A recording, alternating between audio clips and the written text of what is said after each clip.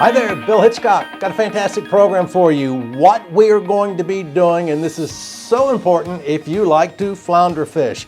It was January 27th. The Southern Flounder Fishery Management Plan Advisory Committee met to discuss basically one thing. The flounder fishery, recreational flounder fishery here in North Carolina in the year 2025. Is the season going to be open? What's the allotment going to be? Do we have to wait till 2026 for the 50-50, as they call it, parity? Or is it going to be this year? I wanted to find out about that, so I contacted the Division Marine Fisheries and said, hey, what's going on? I've got to, if you're an impatient person, just wait a couple of minutes. I'll give you a real quick answer what's going on. But if you want the details, like the logic behind their thinking, what the division, what everybody wanted to do for this year, and see if it happens. And it's basically what was sent to the guys on the committee before the meeting to consider. Interesting stuff. We're going to get it all out to you. But before we get started, I want to talk about speckled trout very, very quickly. As we all know, we've had the cold stun event, and people are saying all sorts of things about it. I just want to, and you may recall it was a show or two prior, we talked about, we had research where we showed cold stun events in Florida since 1850.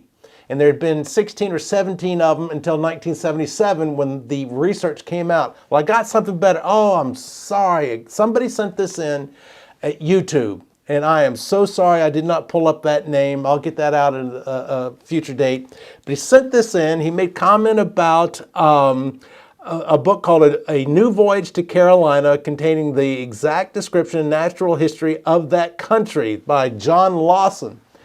He came to Charleston, South Carolina, ventured up South Carolina into North Carolina, and then I think ended up in Washington. Now he says 1,000 miles, it was like 550 miles, but this is 1,700. Observations, 1,700. I'm just going to pick one fish, speckled trout. Listen to what he says. They are so tender that if they are in or near fresh water and a sudden frost come, they are benumbed. That's his terms. They are benumbed and float on the surface of the water as if dead. And then they, whoever they are, probably Indians, he says, take up canoe loads of them. So they're going around with cold stun trout, picking them up by the canoe loads, and he finishes up with, if you put them into warm water, they presently recover. So that's John Lawson, firsthand observation of speckled trout in 1,700. We'll get more out about that. If you've seen or take a look at the half-hour documentary we did on red drum, I'll post a link in the comments section. We quoted John Lawson as well when he's talking about red drum, when he's talking about they catch red drum by the barrel full. Fascinating stuff. All right, let's get on to it. What did I do with my little, there we go. First off, email. I want you to take a look at this email that I sent to the Division Marine Fisheries. I got a response from Jeffrey Dobbs. I asked basically, hey, what happened to what was the end result of the January 27th meeting about Southern Flounder? What's going on? Tell me. I got a response back from John Dobbs, the Fishery Management Plan Coordinator. Excuse me, people, while I get things pulled up here. And this is what his response. Now, for you guys who are impatient, just listen to this. This is what's happening with Southern Flounder in 2025. Jeffrey Dobbs replies back, the Finfish AC met as the Southern Flounder Amendment 4 FMP AC on January 27th. The discussion focused on the one issue in Amendment 4, which was increasing recreational access to Southern Flounder through sector allocation parity. What that means, the section allocation parity, they're talking about in between the commercial and recreational fishermen, make it 50-50, because it wasn't 50-50 in terms of the allocation. And as most of you know by now, the flounder fishery for the recreational fishermen was shut down in 2024. He says, Jeffrey Dobbs goes on to say the committee was split on its support for moving to sector parity in 2025 rather than 2026. Those not in support of moving to sector parity cited their concern for the livelihood of mobile gear fishermen. Gilnets. Those in support cited that it was going to happen anyway and that this would address the Marine Fisheries Commission motion. No formal votes or recommendations were given. A non-action. I have attached the memo sent to AC members for your reference. Now, this is where it gets real interesting. Now, boys and girls, I'm not cutting to an interview. I'm not cutting to B-roll of fish jumping out of the sky or water into the sky. I'm going to read you exactly what the people on this commission who did a no vote, what was sent to them in advance. You're going to be surprised. And also the timetable of setting into place the 50-50 allocation for 2025. Here it goes. Says at their August 2024 business meeting, and wait a minute, there's a lot of words and things are going to go by. Your eyes were going to roll in the back of your head because of, bear with me. At their August 2024 business meeting, the North Carolina Marine Fisheries Commission passed a motion to ask the Division Marine Fisheries Director, to ask the DUQ Secretary to modify the annual F&P review schedule to amend the Southern Flounder F&P for the review of the plan to begin in 2024. Here it is. The intent is to allow for more recreational access while maintaining the rebuilding requirements of Amendment 3. So they're pushing for the recreational fishing community. Please understand this. The Secretary subsequently approved the schedule change along with a request from the DMF to concurrently begin development of Amendment 5.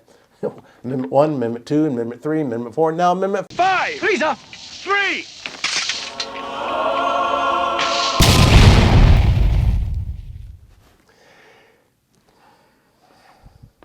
To explore long-term solutions to the issue of recreational access while maintaining Amendment 3 rebuilding requirements.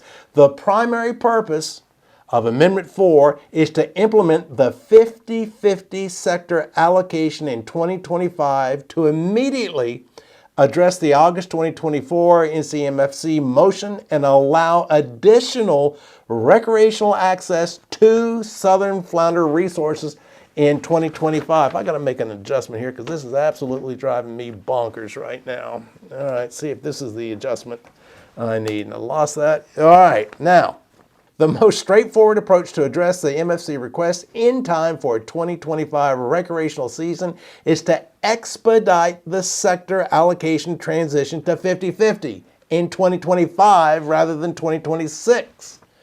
They're pushing for it. They're pushing for, they want the 50-50 parity, as they call it, allocation for 50% recreational, 50% commercial. As we know, it went from 30-70, 60-40, and then 50-50. The 50-50 wasn't supposed to happen until next year. They're trying to get this, recreational fishermen, please understand this. They're trying to get this for you right now. Okay, the Amendment 3 Management Strategy Transition Sector, here it was, 2023, 70-30, 2024, 70-30, 2025, 60-40, 2026, 50-50. That was the plan in the Amendment 3. Does not include a mechanism to alter the section allocation shift schedule, so amending the plan, Amendment 4, is the only method to immediately address the motion and provide more recreational access to the Southern Flounder resource in 2025.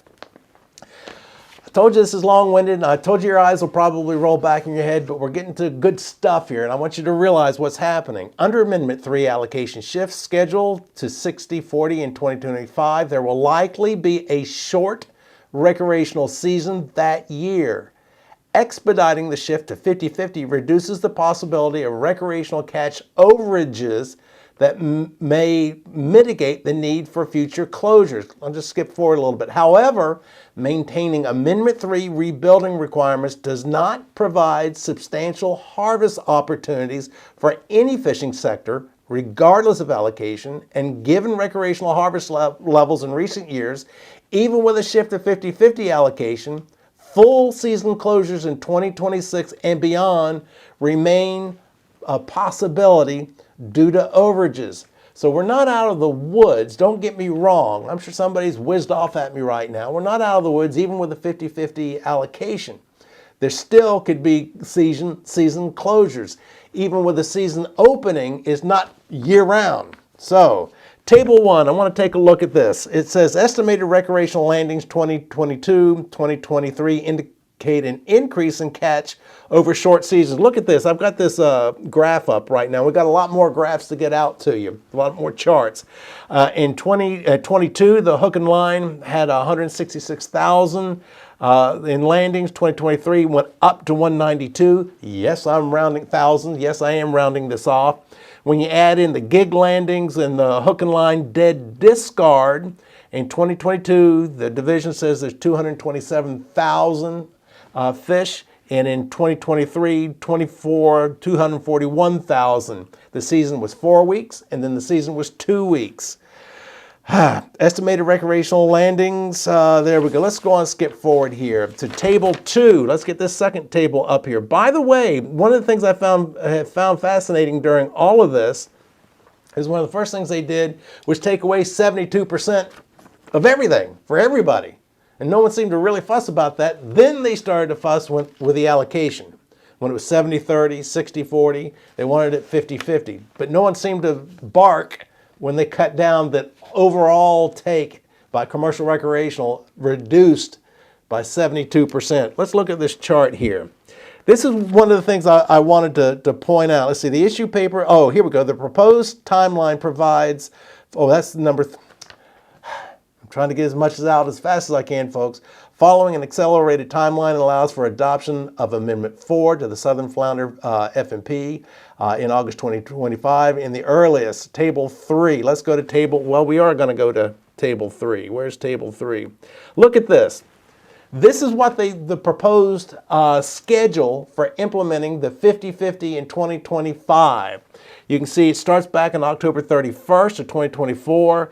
The advisory committee reviewed draft amendment in January 23. The Marine Fisheries Commission approval February 19, 21. The public MFC go on down here to implement management August 2025. That was the schedule. That was the schedule. Let's see. It says the proposed timeline provides for a limited recreational southern flounder season in the fall of 2025 and may mitigate the risk of future season closures. Development and adoption of Amendment 4 as proposed is a short-term solution to address recreational access. Amendment 5 will explore long-term solutions to the issue of recreational access while maintaining Amendment 3 rebuilding. And I'll leave you with this. The issue paper discusses the framework for a sector allocation shift to 50-50 outline in Amendment 3. Oh, it goes on.